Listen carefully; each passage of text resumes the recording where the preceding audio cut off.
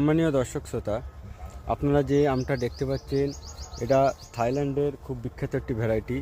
এই ভ্যারাইটিটার নাম হচ্ছে নামডকমাই সিমুয়াং। দেখুন, আমি দূর থেকে আপনার গাছটা দেখাচ্ছি। গাছটার হাইট 5 থেকে 6 ফিট হবে এবং এই গাছে তিনটে চারটে আম ধরেছিল। তো তার মধ্যে 3টে আম এখনও গাছে আছে, একটা আম নষ্ট হয়ে গিয়েছে। এই সাইডে দেখুন একটা আম আছে, এই সাইডটা দেখুন এখানে এক পিস নামডকমাই সিমুয়াং আম আছে, এখানে একটা আম আছে। আমের কালারটা হালকা পার্পেল কালার চলে এসছে। এই আমটার অনেকে পার্পেল আম বলে পরিচিত বা বেগুনি আম, তবে এর সঠিক নাম হচ্ছে নামডকমাই সিমুয়াং। এই আমের গড় ওজন প্রায় 1 কেজির কাছাকাছি হয় এবং এই আম যখন পাকার পরিপূর্ণ সময় চলে আসে এর কালারটা